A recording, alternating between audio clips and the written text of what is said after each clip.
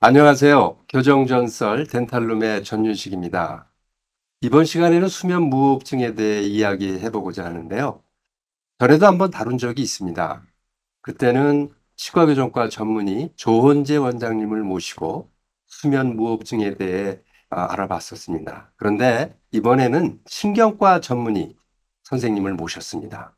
이대목동병원 수면센터장으로 수고하고 계시는 이향훈 교수님입니다. 네, 안녕하세요. 이대목동병원에서 수면질환을 전문적으로 다루고 있는 이향훈입니다. 수면 무호흡증이 도대체 어떤 질환이죠?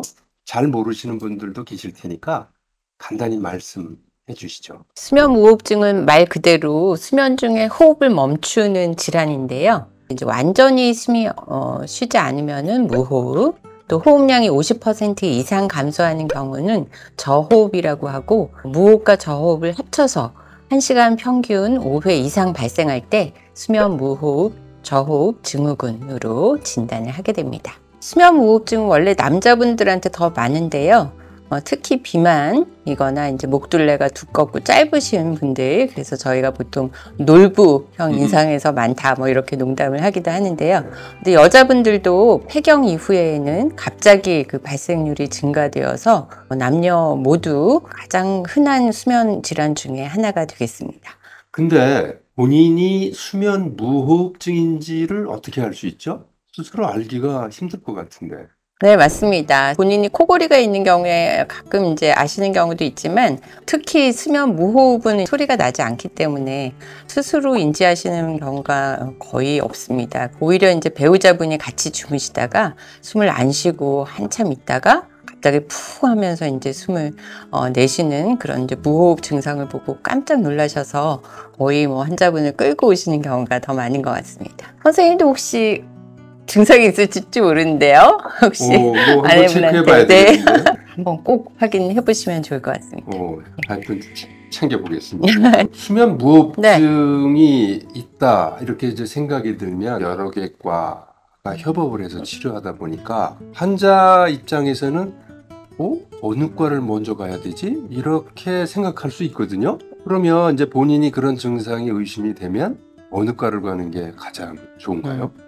이비인후과로 제일 많이 가시는 것 같아요. 그런데 이제 수면 무호흡증은 수면 관련 질환이기 때문에 일단은 이제 종합적으로 판단하고 진단을 정확하게 내릴 수 있는 수면센터 진료를 받으실 것을 권해드리고 있고요. 정밀 진단을 하시는 경우에는 증상의 정도나 동반된 건강 상태, 그리고 사회적 조건이나 개인적 선호도 등을 종합해서 이제 치료 방법을 결정하실 수가 있거든요. 수면 무호흡증은 그 치료 방법이 굉장히 다양한 걸로 알고 있습니다. 네.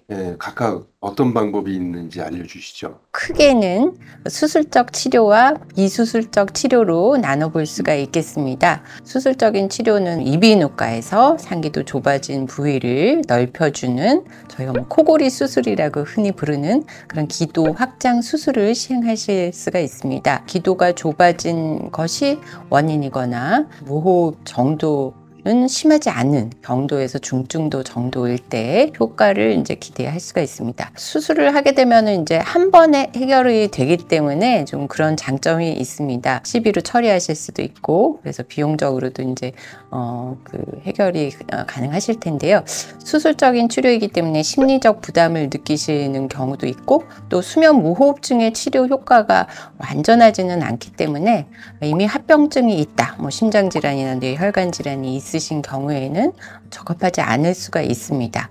비수술적 치료로는 주로 장치를 이용해서 치료하는 방법이 되겠는데요. 신경과에서 주로 처방하게 되는 기도 양압술과 치과에서 이제 많은 도움을 주시는 구강내 장치로 사용할 수가 있습니다.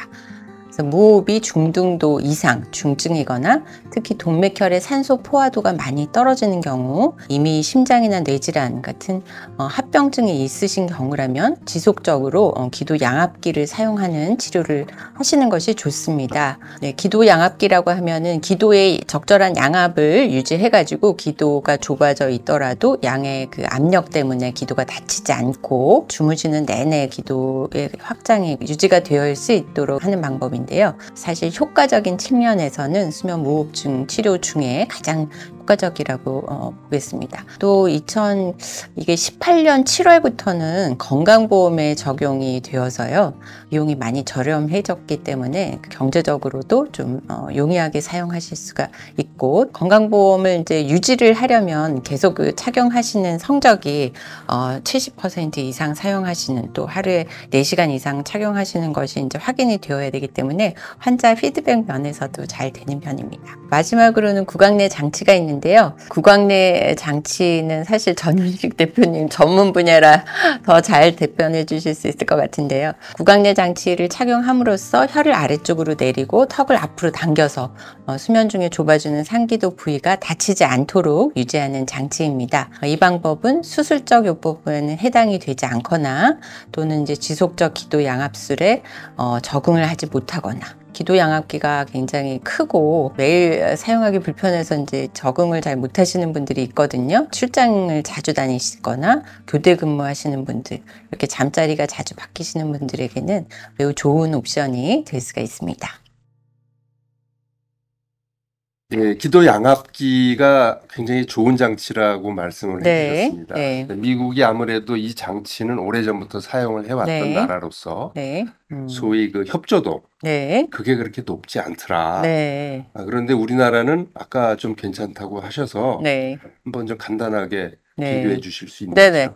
저희 수면센터에서 느끼기로는 40에서 60% 사이라고 생각이 되는데요. 기도 양압기의 효과는 좋지만 사용하지 않으면은 그 효과를 기대하기가 어렵거든요. 방법적으로 좀 더 환자분들이 편하게 사용할 수 있는 그런 대안이 꼭 필요하다, 이런 생각을 하고 있습니다. 지금 교수님께서 우리나라는 약 한 50%?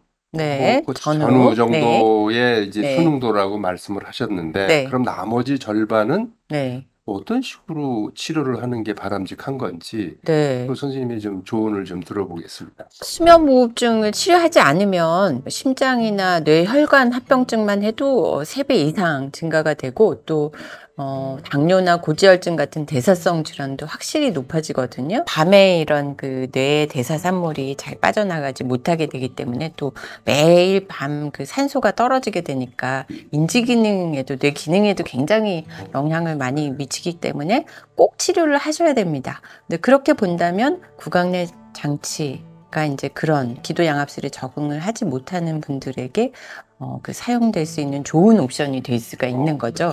이제 아까 50% 수능도이신 환자분들조차도 매일 쓰고 밤새 쓰는 거에 대해서 굉장히 어려워하시거든요. 필요에 따라서 여행 다니실 때 같이 사용하시고 굉장히 좋은 옵션이 될 수 있을 것 같습니다. 상급종합병원인 이대목동병원에서 수면무호흡증을 치료하는 방법도 뭔가 토탈 케어의 개념이 있을 것 같아요.